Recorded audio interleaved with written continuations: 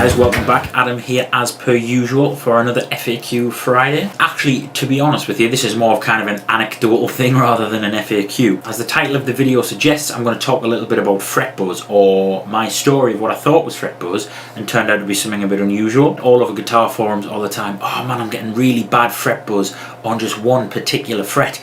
You know, the fret's not flat, there's no dints, it looks fine. And maybe it's not my guitar, it's new strings, the bridge is all fine.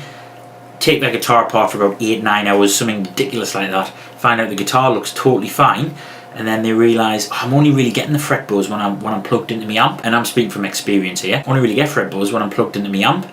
On the clean channel, oh, it's quite bad, but on the dirty channel it's really bad, and with loads of distortion it's really bad and lots of gain.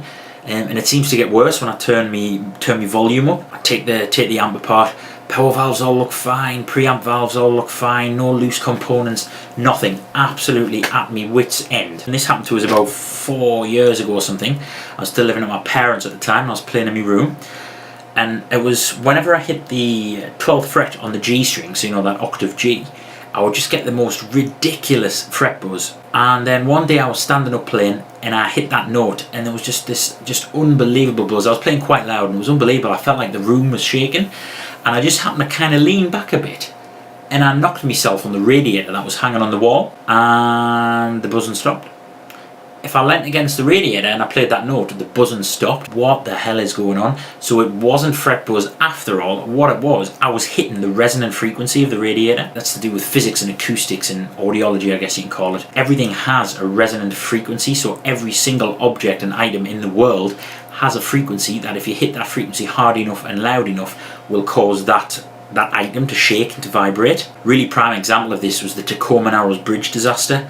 The wind was blown at just the right frequency to make the bridge resonate, and that's why it twisted and turned and just collapsed.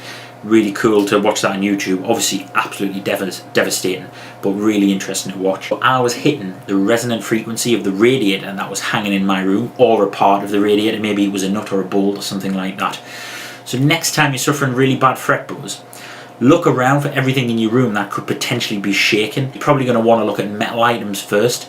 So again, if I hit a note, I had a money tin in here, and when I hit a certain note, I can't remember what it was, that money tin just shook about, and there must have been just the right amount of 2p pieces in it to create the right weight, so that whatever, I think it was like, I don't know, it was like the 5th fret, or like the A, low A on the guitar, just caused that money to shake and the pot to shake.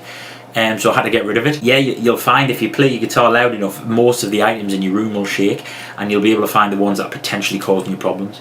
So just a bit of an anecdote there. If you've taken your guitar apart and your amp apart and your cables and everything, and it's none of that, check out which items in your room could be shaking, which resonant frequencies could you be hitting. It's caused some major disasters over the years, and now when people are building buildings and bridges and undersea rigs and stuff like that, they've got to really take into consideration how they can weight it down enough and bulk it out enough so that those resonant frequencies are going to be so low or so high that they're never going to get hit and literally shake the structure apart. Bit of a different one this week, guys. Thanks for watching as ever. Keep your questions, comments, etc. coming below.